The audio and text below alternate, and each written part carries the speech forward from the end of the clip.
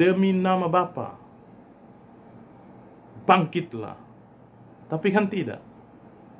Yesus cuma bilang, Lazarus, keluar.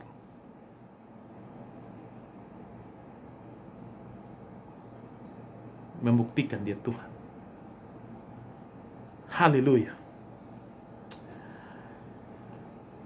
Kita punya Allah yang dahsyat dan luar biasa, saudara. Iman percaya kita itu diberikan oleh Tuhan.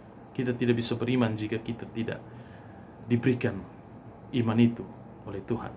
Maka bersukacitalah kita yang mengimani Kristus Yesus sebagai Tuhan dan Juru Selamat. Jangan pernah menjual imanmu karena apapun juga, karena jabatan, pangkat, dan segala macam. Anda rugi sekali. Anda yang mendapatkan Yesus adalah pribadi-pribadi orang yang sangat-sangat beruntung. Kita ini orang yang sangat beruntung. Karena kita punya jaminan, kita punya rumah di sorga, rumah Bapa. Sebelum saya tutup, saya mau menyampaikan satu pertanyaan yang sedikit menggelitik. Apakah kita mengasihi Yesus? Apakah kita mengasihi Yesus? Kalau kita menjawab, ya, saya mengasihi Yesus. Pertanyaannya, buktinya apa? Coba saya akan baca lagi satu hal. Galatia 5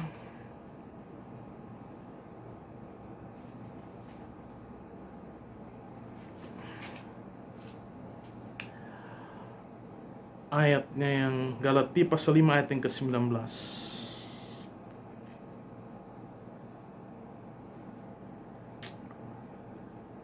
Perbuatan daging telah nyata, yaitu percabulan, kecemaran, hawa nafsu, penyembahan berhala, sihir, perseteruan, perselisihan, iri hati, amarah, kepentingan diri sendiri, pencederaan, roh pemecah, kedengkian, kemabukan, pesta pora, dan sebagainya.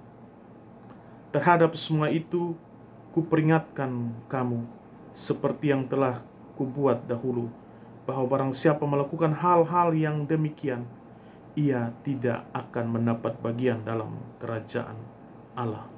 Saudara, apakah kita mengasihi Yesus? Kita bisa berkata dari mulut kita, ya, saya mengasihi Yesus. Tetapi kalau buah kita, seperti yang tadi saya baru baca, saudara mungkin bisa baca dan renungkan lagi di dalam Galatia 5 ayat yang ke-19 dan seterusnya. Di situ tentang kalau ini masih ada dalam kehidupan kita, buah ini masih ada, kita diragukan sebagai orang-orang yang mengasihi Kristus. Dan kalau kita hidup dalam buah yang seperti ini, kata firman Tuhan, kita tidak akan masuk dalam kerajaan Allah.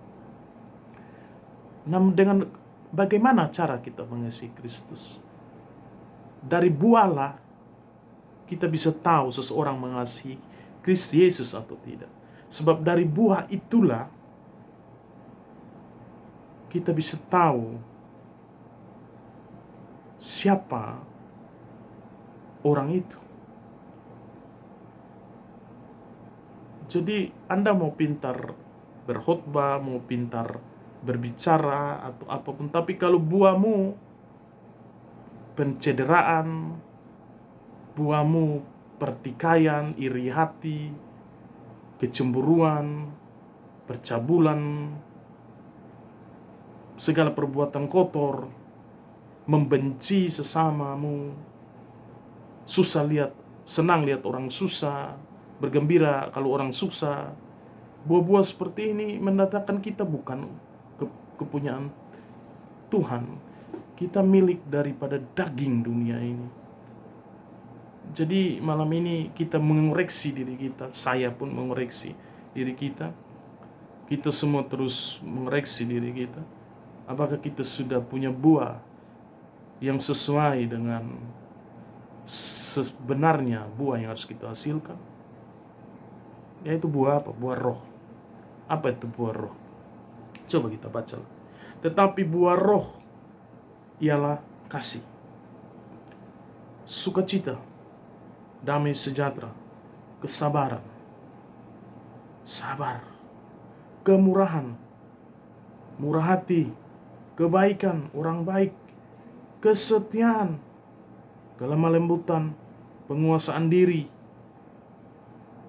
Dia dapat mampu menguasai diri, tidak gampang main tuduh orang, tidak gampang main tunjuk orang. Tidak ada hukum yang menentang hal itu. Barang siapa menjadi milik Kristus Yesus, ia telah menyalibkan daging dengan segala hawa nafsu dan seterusnya. Jadi kalau milik Kristus harus bisa dilihat dari buahnya. Bukan dilihat dari bagaimana kita pandai berbicara, pandai berkhotbah, ataupun pandai melayani. Bukan. Dari buahnya. Anda tidak bisa mau makan buah apel, Anda ambil di pohon durian. Beda rasa ya, saudara. Ya. Itulah. Kita saling mengingatkan, kita saling menguatkan. Pegang Kristus Yesus dalam hidup kita. Jalani kehidupan ini. Pertandingan iman ini sampai pada akhirnya. Dan kita percaya hidup di dunia ini sementara, tetapi ada kemuliaan yang menanti setiap mereka yang menyalibkan kedagingannya. Hidup mencintai Tuhan. Mencintai Kristus artinya menyalibkan segala keinginan daging kita, yang tadi sudah dikatakan dalam Galatia 5 ayat 19 dan seterusnya. Saudara bisa baca, itulah keinginan daging. Itulah pikul salib, saudara. Pengertian pikul salib adalah penyalipan daging kita. Kita tidak perlu lagi disalibkan secara fisik karena Yesus sudah ganti, sudah mengambil bagian itu. Kita tinggal menyalibkan diri kita secara spiritual, secara kerohanian, dengan mematikan segala keinginan yang ditulis di dalam Galatia 5 ayat 19 dan seterusnya. Itulah yang menjadikan kita terlihat jelas sebagai anak-anak Allah. Jadi saudara jangan berpikir begini, oh berarti perbuatan dong yang membuat kita selamat. No, saudara. Tadi sudah dijelaskan, keselamatan hanya karena kasih karunia, pemberian Tuhan, satu paket jadi yang Tuhan kasih. Engkau terima Kristus, otomatis saat itu namamu tercatat di buku di sorga. Selesai. Nah, yang saya katakan buah roh itu adalah hasil dari keselamatan itu. Orang yang telah diselamatkan, hasilnya ada, buahnya ada, yaitu buah roh itu.